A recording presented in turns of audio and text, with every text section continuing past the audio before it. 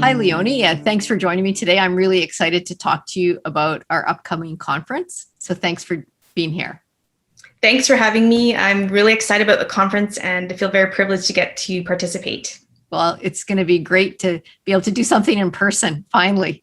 Yes. So our conference theme this year is humanizing healthcare. And I was wondering sort of what your perspective is on why you think this is such an important aspect of healthcare to consider, like the human side of it.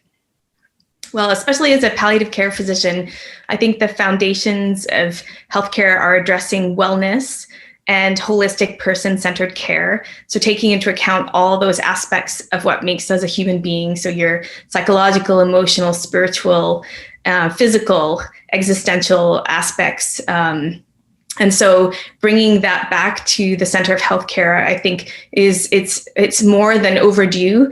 I think in North American healthcare, we've got a little bit sidetracked with the biomedical model of healthcare, which is not really meeting patients' needs. It's not patient-centered, and it's not focused on wellness. And so that's, of course, one of the things I love about palliative care is that it's holistic, and it addresses the dignity of the person and restoring them to health and wellness. And that doesn't mean curing people, which, we're going to talk a bit more about in palliative care when we get to my session. But I think it's the core foundation of what we're called to do as doctors is to build human connection, to find what's meaningful for the person, and to support them in restoring their health from all aspects of their personhood. And to keep that at the center of our care is really what excellence in medicine should be about. Yes, well, just moving on from that point, you are going to be speaking about palliative care at the conference. So what led you or developed your interest in this area of medicine? I think along similar lines to what we just discussed in terms of that nature of like the humanity in healthcare. So I found this area of medicine that allowed me to really fully connect human being to human being. It's such a privilege in palliative care to address suffering that can be from any aspect of could be past history and their, past traumas, could be worry, emotional distress about their family, loss of identity because they're no longer able to work in their job. So palliative care covers broad aspects of what it means to be a human being and how, when you're facing your own death, the struggles and worries and unhealed aspects of your life kind of come to the forefront. And so we really get to focus on knowing a person's story and figuring out what matters to them and coming alongside that. And it's just really such a privilege and very rewarding to make such deep personal connections and to be a witness to that person's story, really. And so to be able to do that and practice medicine at the same time, I just felt like it was allowing me to be the best person that I could be. So I truly grow as a person from every one of my encounters, my patient-physician encounters. So it's a mutual relationship that I feel allows us to just be our best selves. So it's very rewarding. Like, I just can't tell you. I mean, I've been doing palliative medicine now full-time for 14 years. And I still love my job every day, even when it's very challenging ethically, especially in today's Canadian culture and political climate. It's certainly a very difficult place to practice, but the rewards that you get from providing that dignity enhancing care that we do in palliative care far outweigh any of the stressors that come along with it too. So it's just quite remarkable. Well, thank you for that. I know that many people are inspired by you, and you've certainly inspired me over this past year in the work that I've been privileged to do with you on Bill C7. But I want to go back to you. So what person or event impacted your career the most? When you think back kind of over the trajectory of your career or your professional life, what stands out to you?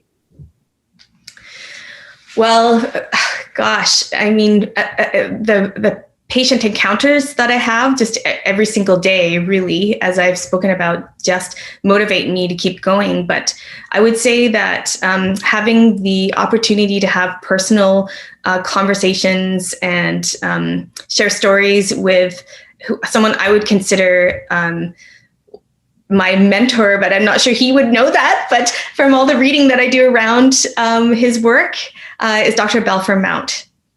So as some of you may know, Dr. Mount is really the founder of the academic discipline of palliative medicine in Canada. So he trained with Cicely Saunders, who founded the hospice movement in the UK.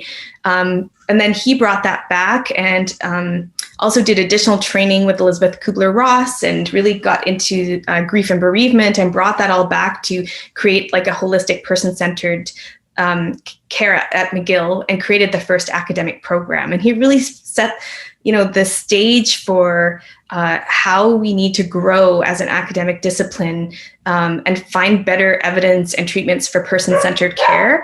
And so he's just inspired me in his writings, in the opportunities I've had for communication with him, including meeting him face-to-face. I've heard him speak at many conferences, but so it wasn't really one encounter, but really many years of engagements and learning from Dr. Mount, and then people he trained as well. So Dr. John Scott is another physician who's really inspired me, who trained directly with Dr. Mount. So it's just been to think about how to carry his legacy forward. And I have been involved I kind of helped co-found the specialty of palliative medicine at the Royal College. And so to always be inspired and keep Dr. Mount's philosophy and those foundations of the core of what we need to do as a discipline to meet the needs of people with life-threatening illnesses has motivated me and inspired me to do the work that I do today in academic palliative care. So I owe a deep gratitude to Dr. Mount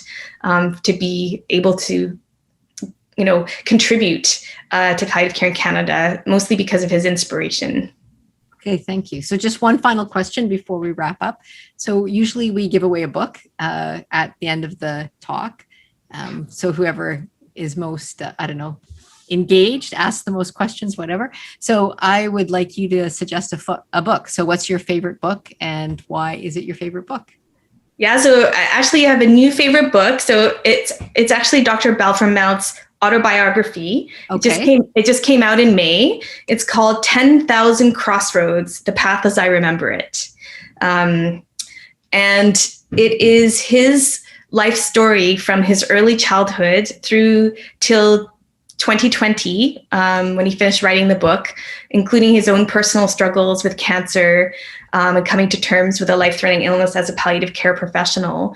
But it's taking all of those learnings that have inspired me through my career, the work with Cicely Saunders and creating that person-centered care and just navigating the changing Canadian political climate and the legalization of euthanasia and assisted suicide. And he mixes that all together with his wisdom and also humor.